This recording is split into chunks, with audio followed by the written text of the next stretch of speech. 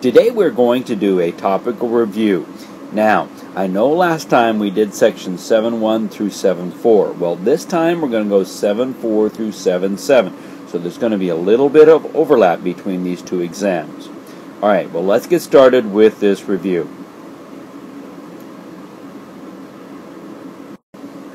Remember in 7.7 we looked at how to simplify logs. For example, compress them. So you had some properties. The three properties that you had were the product property of logs, quotient property of logs, and your power property of logs. Now, remember the product property of the logs. The product property of logs said that if I have two logs and if I had a plus sign in between them and the base of the log was the same, and this is a common log because you don't see a log, that means it's log base 10, you're going to put these two logs together and this plus becomes a times. So what you're going to have is you're going to have log of 25 times 40, which will give us log of 1,000. Okay, now from here, if we're simplifying this into our simplest log, remember this is the same as log base 10 of 10 to the third. Remember this logs out, leaving us with a 3. Alright, let's go on and take a look at this next one here. In the second one here, notice that it's a minus. Well, that is your quotient property.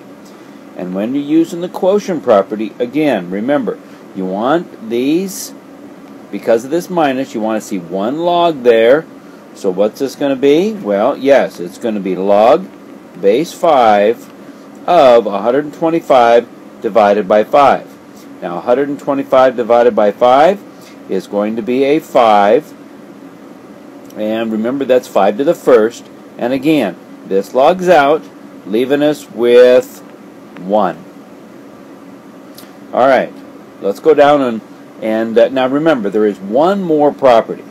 And there's not an example here for it.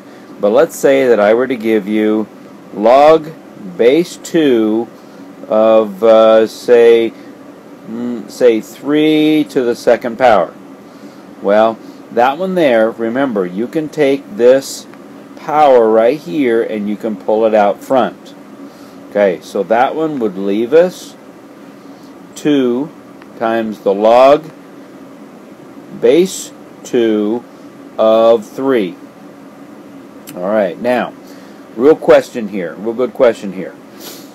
Could I change this into a decimal? Well, the answer is yes, you can. You have to use the change of base formula. And remember, the change of base formula is this here. If I have log of base b of a, that will be equal to the log of a divided by the log of b. Okay, now when you just put log, that means it's going to be base 10. So let's use this formula here to see if we can find the decimal value of this. Now remember, for decimals, we always put it into how many decimal points. If you said 4, you're correct. Okay, so looking at this, that gives us the log of 16. Make sure you use this part first, okay? And then divided by this part here. So it's going to be log of 16 over the log of 5, which comes out to 1.722706, and it keeps going. Now, remember here, I want to round it to the 4th decimal point, right there. So I look here, I see it's 5 or less, or should I say I see it's less than 5, therefore I just cut it off, and my answer is going to be 1.7227. Okay, so there's your decimal answer. Alright, let's go on to section 7.5. In section 7.5, we looked at how to solve exponential and logarithmic equations. Now, there were some rules here with this one. the first thing you always want to do is isolate the part raised to the x power.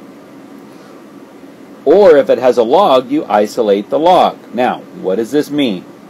Well, that means if you have something like 2 times 3 to the x equals 4, you have to isolate this part of it first. Okay? And you do that by dividing by 2. Okay, in this case. Now, if the problem happened to look like 3 to the x plus 4 equals 8, again, you would still isolate this part of it right there by subtracting 4 to both sides. Alright, same with, and here's another scenario. Let's say you have 4e to the x. Say minus 3 equals, we'll say 16. Again, you need to isolate the part that has x as an exponent. Isolate that part of it, which means in this case you'd have to add 3 to both sides, then divide by 4. Okay, so always, always, always isolate the part raised to the x or the log first.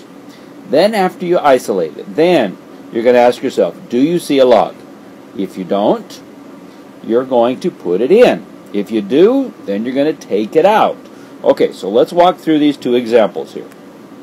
In looking at these two examples here, what do I look at here? Well, first of all, the part that's raised to the x power, that's all that's there. So I don't need to isolate it because it already is. So then ask yourself, is there a log? If there is a log, you take it out. If not, put it in. In this case, you do not see a log. So you're going to put it in. So you're going to rewrite it as log of 5 to the x equals log of 50. Now, you have to figure out, what do you want the base to be here? Well, tell me, right here, what is the base of the exponent? It's a 5. So the base of your log should be the same thing. So you're going to put log base 5 of 5 to the x and log base 5 of 50. Right here you see this logs out, leaving you with just the x on this side, and on the other side log base 5 of 50. Now, that's a really great answer. However, on the test you have to look and see, did I ask you to leave it in the exact form, or did I ask you to put it, round it to 4 decimal points? So, by the way, if I don't ask you to do anything, the option is yours. You can either write it to the 4 decimal points, or you can leave it just like this. So, alright, so let's go ahead and convert that to a decimal. We'll do it both ways, just so you're prepared to do it both ways. Okay, so we're going to use the change of base formula. So x is going to be equal to the log of 50 over the log of 5. Alright, after entering that into the calculator, it gives us 2.430765558. Okay, well, I'm far enough here because I'm rounding it here. So I look here and I see, okay, it is 5 or bigger. So that means I'm going to round this one up. So my final answer will be 2.4308. Okay, so there's our final answer. Alright, let's go ahead and play with the second one here now. In looking at the second problem, again, first you ask yourself, do you see a log? Okay, back up. First you ask yourself, is the log part isolated? Is it by itself on one side? And your answer is yes. There's not like plus or times or subtract or anything like that out here. Alright, so yes it is. So then secondly, do you see a log? And yes, you do see a log. So since you see a log, you're going to get rid of it. You're going to use that big $10 word we talked about in class, and we are going to exponentiate it. Now, look here. What is the base of that log right there? Well, it's a 9. That is correct. So since it's a 9, I'm going to exponentiate it So I'm going to put a 9, and I'm going to take this part of it right here and put it right up there as the exponent. So it's going to be log base 9 of x squared is equal to 9 raised to the 5th. Alright, now this logs out, leaving us with x squared equals 9 to the 5th. Okay, now, so ask yourself now, is the x by itself? Well, looks like almost, but then I see an x squared, so it's not. So at this point, we need to take the square root of both sides, so I get x is equal to, now remember, when you take the square root of both sides, it's going to be plus or minus, so it's the plus or minus of this. Alright, now, in taking a look here, I'm going to remember, and matter of fact, what I'm going to do is I'm going to change it to decimal form. So let's just enter that into our calculator and see what it gives us. Alright, 9 to the 5th power is going to be the square root of 59049. Now, let's take the square root of that. And that comes out to give us plus or minus 243. Okay, now, I almost forgot here. Make sure you put all your answers in set builder notation. So we better do that one to this one as well. Alright, so there we go. In section 7.6, let's review the natural base. Now, the natural base e, remember, e is going to be equal to 2.718281828, and it keeps going, and it's kind of like pi. It doesn't repeat. It just keeps going and going and going and going. Okay, all right. Now, you may look at this and say, oh, I see a 18281828. It doesn't continue that pattern, so it just continues to go. All right, so now that we've looked at that, let's go ahead and simplify this problem right here. Okay, now remember, if the base of the exponent is the same as the base of the log, it logs out. So remember, this here is the same as e raised to the log base e of 2s plus 1. Alright, so let's refresh here. We said log base e is also the same as ln. Alright, so now instead of writing it necessarily like this, we can write it like this. It just shortens it a little bit. Okay, so let's go ahead and go back to what we had. So I have e raised to the ln of 2s plus 1. Okay, so this here is going to log out, leaving me with 2s plus 1 for my answer. Alright, let's go ahead and take a look at an application problem. In looking, oops, we don't want that. Okay, in looking at an application problem here, alright, in looking at an application problem, it says, what is the total value of an investment of $5,000 that earns 6% interest compounded continuously for 5 years? Okay, so we need to remember our formula here. Well, remember the formula we use for pretty much everything? APERT. A equals P times E raised to the RT. Now, remember, sometimes this R value right there can be seen as a K value. Okay, it's the rate, whichever way you look at it. Okay, so let's go ahead and look at this here. Oh, let's refresh here. A was the amount after T time.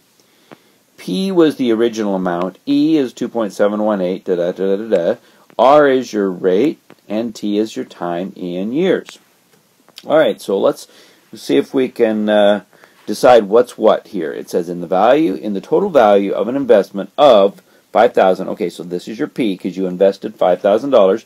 Here's your interest rate, so there's your R right there. It's compounded continuously, and there's our T for years. So they want us to solve for A. So we need to find what A is equal to if you have $5,000 times E raised to the, now change the percent to a decimal, so 0.06 times 5.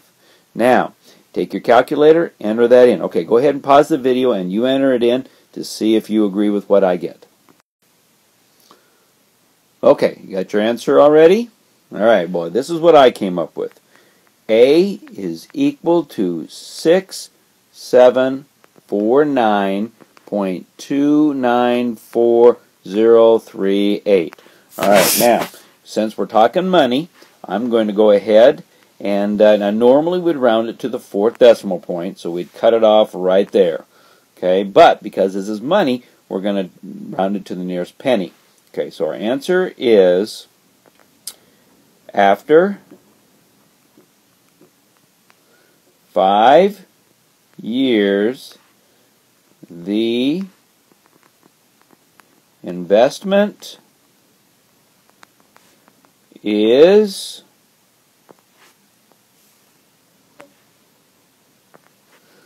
worth $6,749.29. All right. That's a pretty good investment. Here you made a little over $1,700 in just 5 years. In section 7.7, we learned to transform exponential and logarithmic functions. Okay, so let's start with this function here. F of x equals 1/3 to the x. And what you're going to do with this is, first of all, I want you to pause the video and take your graphing calculator or your device and graph this function. Alright, do you have it graphed? Okay, so let's graph, and we're going to call this the parent function because we're going to do some things off of this parent functions here. Matter of fact, we're going to shift it 1 to the left, we're going to stretch it vertically by a factor of 2, and then we're going to reflect it over the y-axis. Alright, so let's go ahead and play with this a little bit here. So first of all, in graphing this function, because you know that this is a number between 0 and 1, you know the function is decreasing. You also know that it's going to cross at 0, 1 right there, and you know the asymptote for an exponential function is the x-axis.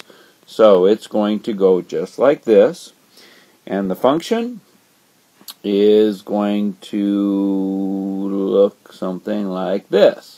Okay, so it goes through the point 0, 1, and it's going to be decreasing, and it's becoming infinitely close to the x-axis. And remember, the x-axis, that asymptote, is going to be y equals 0. Alright, so we're going to take that function and we're going to move it. Matter of fact, we're going to move it to the left 1. We're going to stretch it vertically by a factor of 2 and then reflect it over the y-axis. Alright, so let's go ahead and review what it's going to be. Now, first of all, if I'm going to shift it 1 unit to the left, that means right up here with the x right here, I'm going to have either a +1 or a -1. Now remember, this is in the house. So we're going to do the opposite of what we think it should be. So because you want to shift it to the left, which is -1, you're going to put a, you said it, +1. Okay, so let's go ahead and start this out. So it's going to be f of x is equal to, I have 1/3, and it's going to be raised to the x plus 1. Okay, now what else does it say here? It says stretch by a factor of 2. Okay, that means we're going to have a 2 out front, so it's going to be 2 times the third, And then it says right here, it reflects it over the y-axis. When we reflect over the y-axis, that means we change the x negative. So we're going to do that with it. And there's our function. Now, go ahead, plug this into your calculator, and see if you get... So go ahead and do that, and see if you get what it should look like. Alright, I'll give you another moment to get that entered in. Go ahead and pause the video. Alright, now that you have it in there, let's go ahead. This is what mine looked like. Okay, so it went through, and here's 1, and it crossed at about 0.66, right in there. It was still asymptotic to here. Okay, so let me just, y equals 0. And the function looked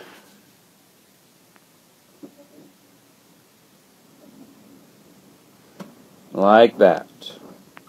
Okay, so notice, it was shifted 1 left. Okay, so in other words, what it looked like here is this function shifted 1 left to about this point here. It became steeper, well actually stretched, because it stretched by a factor of 2. Okay, and then it reflected, so it went chunk like this and reflected over top of the y-axis because of this negative right there. Reflecting this point right here at the tip of my arrow over to there. And instead of it being decreasing, it became increasing. Alright, let's go ahead and take a look at the second one here. In the second problem, it says, this time we have a log function. Log of x is shifted 2 units to the right, 1 unit down, and it is compressed vertically by a factor of 0.3. Alright, well first of all, pause the video, and I want you to graph log of x. Okay, do you have that graphed yet? Alright, well let me draw mine. Okay, the parent function, okay, it crosses at 1, 0. The asymptote to the parent function is going to be the y-axis, right like this. And the function is going to move up, and it's going to look like this, and it's going to become infinitely close to this asymptote, which is x equals 0. Alright, so we're going to transform that function. So what's it going to look like? Well, first of all, we have f of x is equal to, and we're going to have the log of x. Okay, so first of all, I see it shifts 2 units to the right. Okay, now that's friends. So that means it's going to be right here, it's going to be x minus, I'm sorry, I said that's friends. Sorry, I didn't mean to say that. It's going to be family. X minus 2. Units right, that's going to be family, so it's inside the house. So it's going to be opposite of what you expect, so x minus 2. And then it's 1 unit down. Okay, now that is friends, which means 1 unit down, it does exactly what you see it should do, so it's going to be minus 1. And then I see it's compressed by a factor of 0.3. So since we're compressing it by a factor of 0.3, I'm going to divide this here by 0.3. Just like that.